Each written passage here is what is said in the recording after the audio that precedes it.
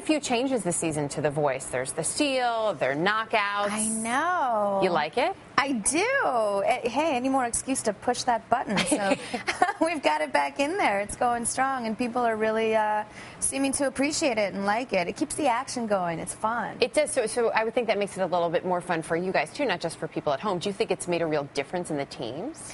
It does, because, you know, maybe you might have, you know, missed the opportunity the first time around, and you never know in the dynamics of who they're going to go up against. If one person, another coach, might pass on someone else, that might be great. You know, last season I had this sort of battle between two amazing male vocalists, Jesse and Anthony. And, you know, it was, I mean, they were both so incredible. If we had the Steals last year, somebody would have definitely not had gone home that day. They would have transferred it to another team. So it's a really interesting format that just keeps getting better and better with this show. Yeah, well, from everybody I've talked to, big fan. Everybody who's a big fan of the show seems to like it a lot.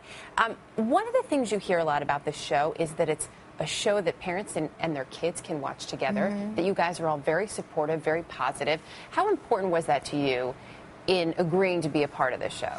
Well, I only said to Mark Burnett I would be a part of the show only if it was to be in support of talent up there, not tearing it down or taking jabs just as cheap shots for, you know, ratings or cheap TV. You know, that's not cool. That's not what it's about. I'd seen some of that come out on some other shows, and it really turned me off of the whole idea.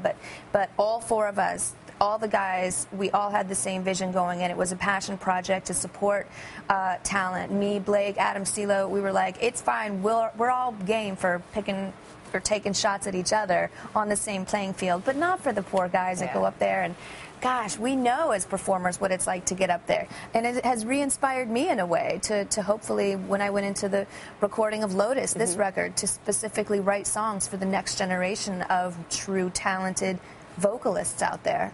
So speaking of the next generation, we went and asked some of our viewers and some of your fans if they had some questions for you. And some of them were curious about just how much you keep in touch with them. You talk about inspiring the next generation.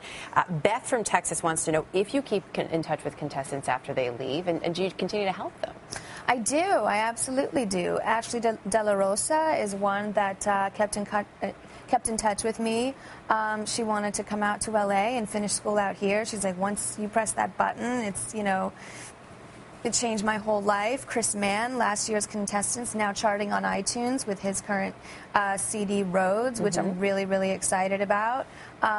Who, yeah, we share the same. He is with the guy that actually signed me to my first record deal. So it's a whole family thing going on. Still keep in touch with Beverly. Yeah, it's good times, you know. We only have a short time for this one, but I think a lot of people wonder this. Josh from Idaho wants to know, what's it like when you hit the button, you turn around in that chair, and then the person does not at all match the voice? I mean, it could go many different ways. It's you know, it's surprising. We've turned our chair around by not pressing the button, but, you know, at the end that we'll all turn and see who it was. There's been guys with tutus on, and, you know, like, you know, really some crazy stuff's gone down. And some people that are much older, some people that are much younger, you'd think, and sometimes then it all makes sense, and you're like, oh, I take it back. Or someone's extremely good looking, and you're like, oh, I take it back. But it's too late. But it's all in good fun. You know, that's what the beauty of that show is. You can't judge anybody except for being based on a voice. Just great. Great to have you here. Thanks for coming so by much. This morning. Christina Aguilera, you can catch her, of course, on The Voice Monday and Tuesday nights at 8, 7 Central, right here on NBC.